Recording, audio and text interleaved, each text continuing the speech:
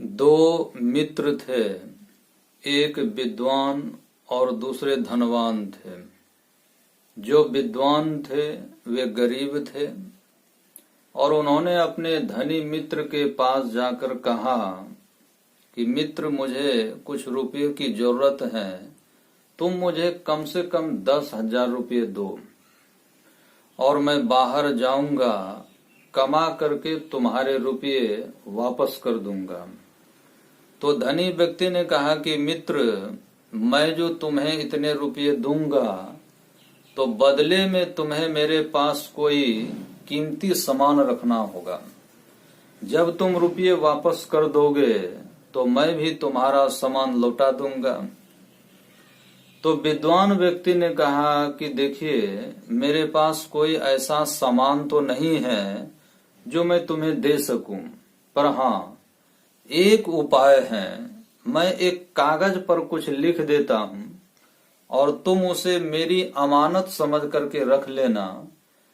और उसने कागज पर लिखा, धीरज धरै तो कारज सरै, जल्दी करे तो कारज बिगड़े।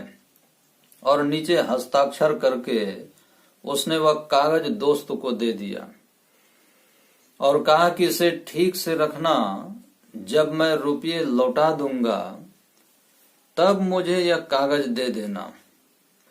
और कागज के बदले दोस्त से 10,000 रुपये मिल गए और वह विद्वान व्यक्ति कमाने के लिए बाहर चला गया। अब इधर वह धनवान व्यक्ति घर आया और उस कागज को अपनी तिजोरी पर सामने में चिपका दिया।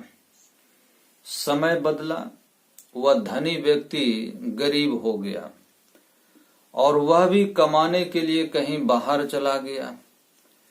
और जाते समय उसने अपने पत्नी को कुछ कहा नहीं, कुछ बतलाया नहीं, कोई ठौर ठिकाना पता नहीं बतलाया।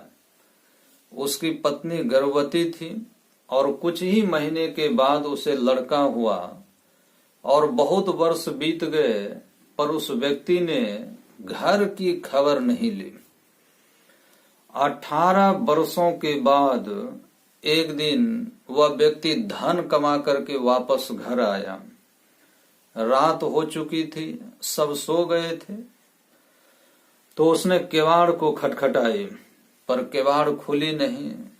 बहुत बार खटखटाते खटखटाते कई बार आवाज लगाई। आवाज जब दिया तो उसकी पत्नी ने पति की आवाज को पहचान लिया, किवाड़ को खोला और अंदर आने पर उस व्यक्ति ने देखा कि अरे, एक नौजवान लड़का खाट पर सोया हुआ है। तो उसके मन में संदेह उत्पन्न हो गया। अब वह सोचने लगा कि इसी लड़के के प्रेम में पड़ करके मेरी पत्नी किवाड़ नहीं खोल रही थी। उसकी पत्नी उससे हाल समाचार पूछने के बाद चौके में जाकर उसके लिए भोजन तैयार करने लगी।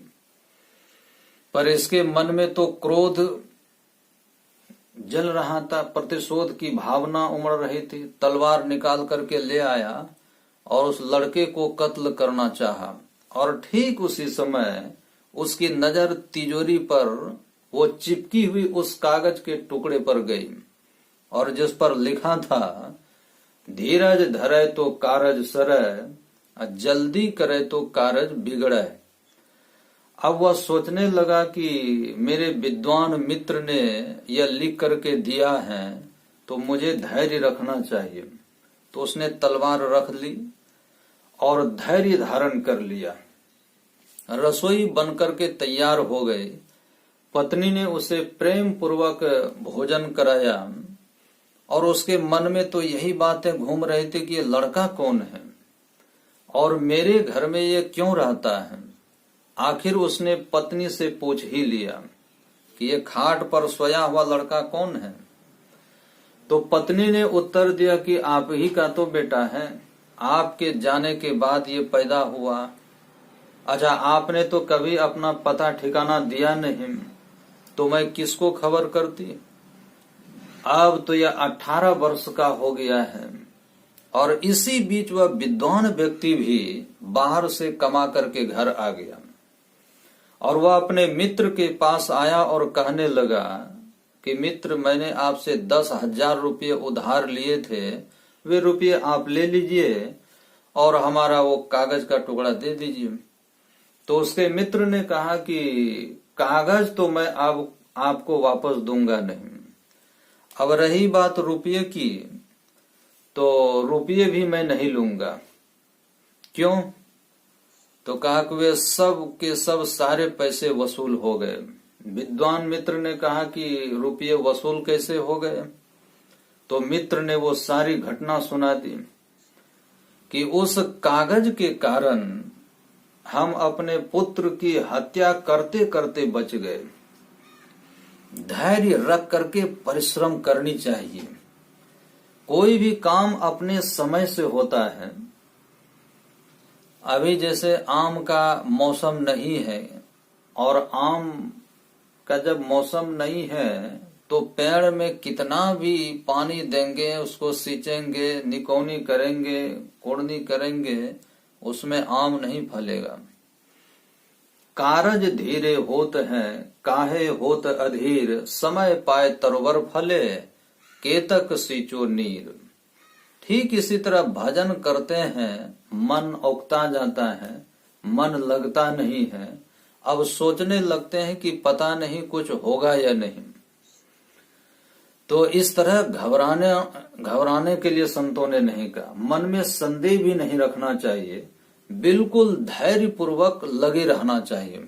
जगजीवन साहब ने कहा, साधो सुमिरन भजन करो, मनमह दुविधा आनहु नाही, असहज ही ध्यान धरो, धीरज धरि संशय नहीं राखो, नाम भरोसे रहो, जग जीवन सतगुरु को भेटो, भवजल पार तरो।